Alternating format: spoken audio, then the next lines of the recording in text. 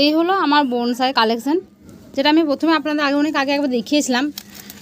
যখন আমি বনসাই করছিলাম তার ভিডিও আমার দেওয়া আছে। নিম গাছ প্লাস একটা বট গাছ, দুটো বট গাছ আছে, পাকুড়ো গাছ আছে। সেগুলো যখন আমি বনসাই করছিলাম, কয়েকজন কমেন্ট করে বলেও ছিল যে এটা বনসাই হলো। তাদের উদ্দেশ্যে বললাম, দেখুন আমি সাকসেস হয়েছি। আমি যে প্রসেসটা চালিয়েছিলাম সেটা সত্যি আমি সাকসেস হয়েছি। দেখতে পাচ্ছেন আজকে আমি এই যে কাটা নিয়ে বসেছি, এদিকে মাটি রোদে শুকাতে দিয়েছি। এরপর এই টবটা আমি কিন্তু পরিবর্তন করব, কারণ কি হচ্ছে আমার এখানে যে শেকড়গুলো দেখতে পাচ্ছেন অনেক শেকড় কিন্তু বেরিয়ে গেছে। সেগুলো আমি কাটবো, কাটার পর আমি কিন্তু আবার রিপট করবো অন্য জায়গায়। আমি কিন্তু এই বনসাই গাছগুলোকে আমি কিন্তু লাগাবো। দেখতে পাচ্ছেন কত সুন্দর লাগছে। আপনারা শুধুমাত্র দেখুন আমার প্রত্যেকটা গাছ, দেখুন কত সুন্দর আকার নিয়েছে। দেখতে পাচ্ছেন আমি কীভাবে ডিজাইনটা করেছিলাম বেঁধে দিয়ে। দেখুন এখানে আমার নতুন ডাল গজিয়েছে, সেইগুলোকে আবার আমি বড়ো করবো। এখান থেকে আবার এই যে বটগাছ যে ঝুড়ি নামে সেইগুলো আবার নামবে।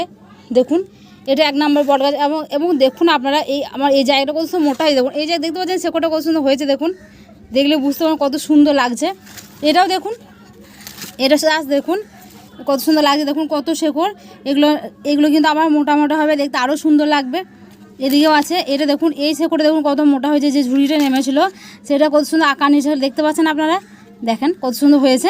এদিকটা দেখুন, এই ডিজাইনটা শুধুমাত্র দেখুন। এখানে একটা কাট হয়ে আছিল যেটা আমি দিয়েছিলাম সাপোর্ট হিসেবে, ওটা পৌঁছে গেছে, বেশ কোনো অসুবিধা নেই, ওটা বাদ দিয়ে দিয়েছে। এবার দেখুন দেখতে পাচ্ছেন কত ঝুড়ি নেমেছে। এই ঝুড়িগুলো কিন্তু একবার পরে কী হবে, এগুলো আরও মোটা, এই যে মোটা হচ্ছে দেখুন এরকম মোটা হবে, তখন দেখতে দারুণ লাগবে।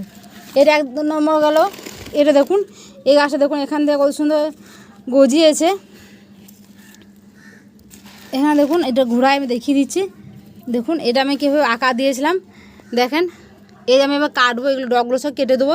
ডগগুলো কেটে দেওয়া দেখে আবার এখানে নতুন করে ডালপালা গজাবে।